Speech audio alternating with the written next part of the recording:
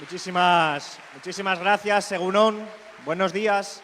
Gracias a todos y a todas por estar aquí, por apoyarnos en esta campaña y a nuestros candidatos y candidatas porque están haciendo una campaña excepcional en tiempos extraordinarios, en tiempos en los que efectivamente nunca nos habíamos encontrado en unas circunstancias como esta a la hora de hacer una campaña, a la hora de hacer actos y a la hora de encontrarnos en un evento como el de hoy. Quisiera aprovechar mi intervención para hacer un poco de memoria, un poquito de memoria que siempre es bienvenida. Hace apenas 12 años comenzó a hablarse de la crisis económica.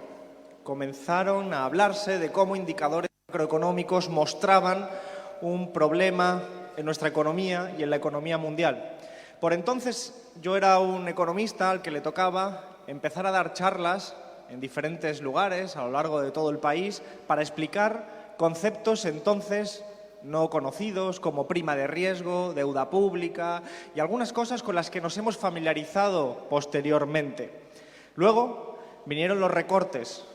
Empezaron los recortes en determinados sectores productivos, los recortes llegaron a la universidad en la que yo estaba, los recortes llegaron a todo el conjunto de la economía, trabajadores, trabajadoras, familias enteras se vieron de repente sin ingresos, aquellos que tuvieron la suerte de poder mantener un empleo vieron cómo se reducían sus salarios, empezaron a recortar también la sanidad pública, la educación pública, se amenazaron con reformas que después cristalizaron, reformas de pensiones, rescates bancarios, más de 60.000 millones de euros se han dedicado y perdido ya de dinero público al rescate financiero de aquellos tiempos, reformas laborales con el único objetivo de bajar los salarios y todo eso motivó movilizaciones políticas en formas de huelgas generales por parte de los sindicatos, de las organizaciones de representantes de la clase trabajadora, movilizaciones sociales de diferente envergadura y naturaleza, el 15M, y todo ese malestar creciente que decía que las cosas tenían que ser de otra forma, que se tenía que gestionar la economía de otra manera, que era injusto lo que estaba sucediendo, tuvo expresiones políticas. Esas expresiones políticas están hoy aquí.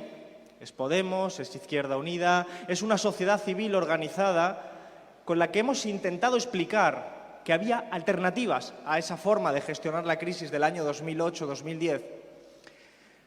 Transcurridos 12 años, y con la ventaja que nos da el tiempo, podemos decir que hemos demostrado que se puede hacer de otra manera.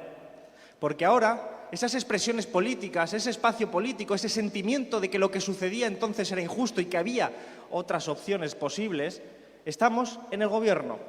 Y hemos puesto en marcha una forma de gestionar otra crisis económica totalmente distinta, radicalmente diferente. Y si en la anterior crisis los esfuerzos, los costes de la crisis fueron sobre las espaldas de la clase trabajadora, de la gente sencilla, de la gente humilde, y por el contrario, se pusieron políticas encaminadas a incrementar la desigualdad y a salvar a las grandes empresas y a las grandes fortunas en un ejercicio clarísimo de desigualdad y de ideología, esta vez, nada más llegar la crisis económica que empieza a desplegarse, este Gobierno, con el valor añadido de Unidas Podemos, este Gobierno de coalición, hemos sido capaces de desplegar un inmenso escudo social para decir que no se iba a repetir los errores del pasado. Y por eso hemos desplegado políticas para salvar a las familias trabajadoras, para hacer que esta crisis no recayera sobre sus espaldas, sobre las espaldas de nuestra familia, sobre nuestras espaldas. Y por eso es importante recordar los ERTEs, el ingreso mínimo vital, la paralización de los desahucios, la prohibición del cese de suministros básicos, que nadie se pudiera quedar sin agua, sin luz, sin energía, sin suministros básicos en definitiva, y otra serie de medidas enormes que están ahí a nuestra disposición que demuestran que teníamos razón, que todos estos últimos años, todos vosotros y vosotras, que desde las manifestaciones hasta las comidas familiares habéis explicado que había otra forma de hacer las cosas, teníamos razón. Y teníamos razón y lo hemos demostrado en la práctica, superando una infinidad de obstáculos y de adversidades que no hace falta que abundemos aquí sobre ellas, porque como decía Roberto, mucha gente nos decía que era imposible, que no íbamos a llegar a gobernar, que no íbamos a poder transformar la sociedad y efectivamente lo estamos pudiendo hacer a pesar de esas adversidades. Y ahora tenemos que ser capaces de dar un paso más allá, de extender todo esto, por ejemplo, en estas elecciones. ¿O acaso aquí no hubo recortes en sanidad, en educación, en servicios públicos, en salarios? Por supuesto que sí, y también hubo ejecutores de esas políticas. Y nosotros decimos que somos capaces de hacer las cosas de otra manera y que estamos dando ejemplo.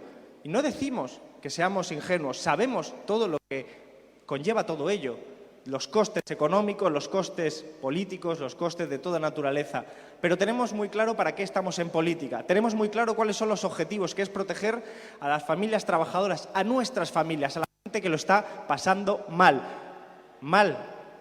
durante todo el tiempo, especialmente mal en esta crisis.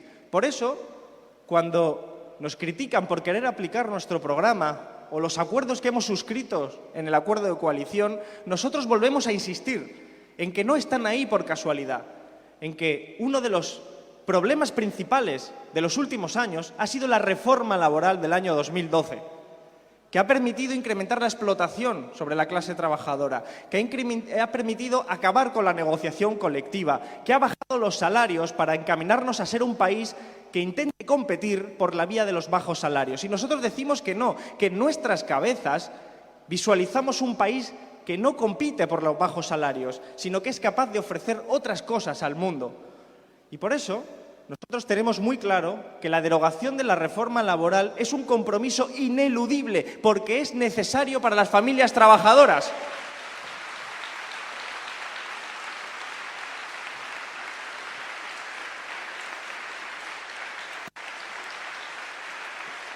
No es un capricho, no es una errónea obstinación de los que hacemos los programas, de los que hacéis los programas.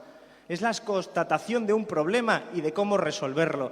Por supuesto, eso no agota el cúmulo de elementos programáticos que tenemos que desplegar, pero desde luego tenemos muy claro por dónde va el camino. Y lo que se hace en economía, lo que se hace en la actividad política, siempre conlleva costes. Esos costes hay que financiarlos.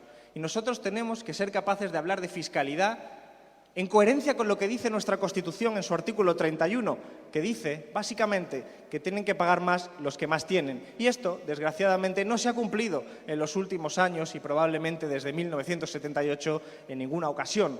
Y por eso ahora que estamos pedimos coherencia. También pedimos coherencias a esos que se llaman constitucionalistas, pero se olvidan de estos artículos en concreto.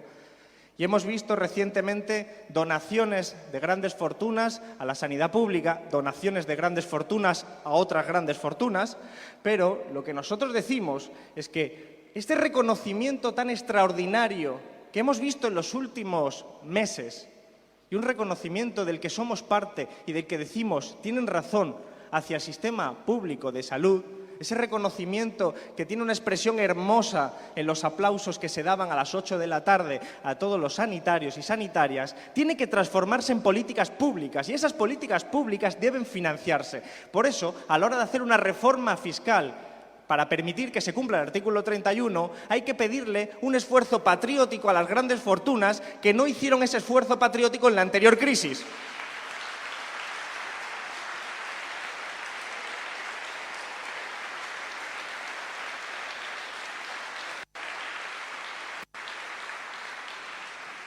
Por eso suscribo las palabras de los compañeros y compañeras que me han precedido, porque hay una clara diferencia cuando se pilota la política desde la izquierda que cuando se pilota desde la derecha.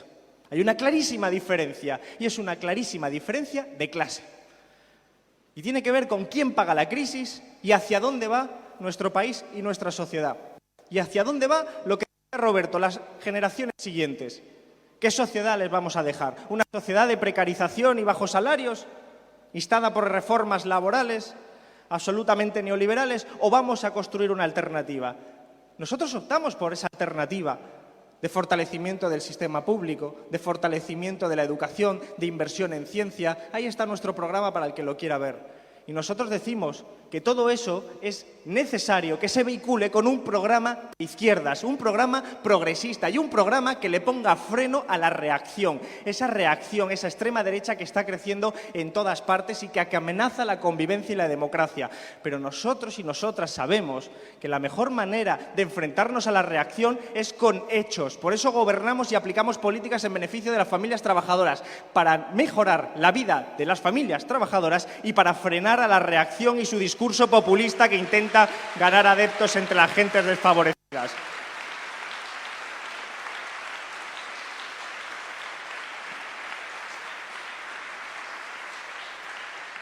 Compañeros y compañeras, hay muchas lecciones que podemos sacar de esta crisis, muchas.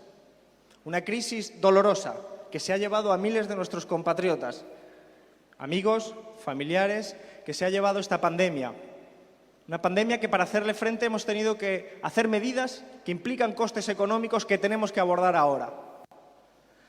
Hemos tenido que abordar todo esto, pero lo hacemos extrayendo esas conclusiones o esas lecciones. Y permitidme que me centre en una, con la que he empezado.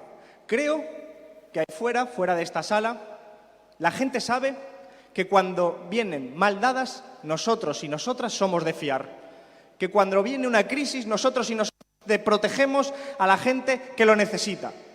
Que cuando vienen mal dadas, en definitiva, los que protegen a las familias trabajadoras es la izquierda. Y que las fórmulas necesarias para proteger a las familias trabajadoras y avanzar hacia el futuro se llaman gobiernos de izquierdas. Es muy importante que sepamos transmitir eso a mucha más gente, porque lo que nos estamos jugando es cómo gestionar los meses venideros. Y os hago una pregunta, en gran medida retórica. ¿Os hubierais imaginado gestionar esta situación con un gobierno diferente del que tenemos ahora mismo en la Moncloa? ¿Cómo sería la política económica? ¿Cómo sería la política social? ¿Cómo sería la política nacional?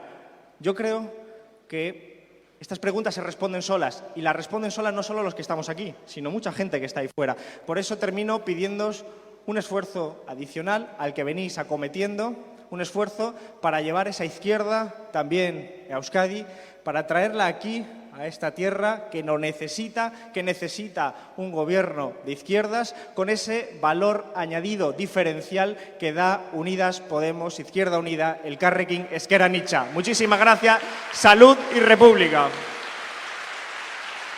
Gracias.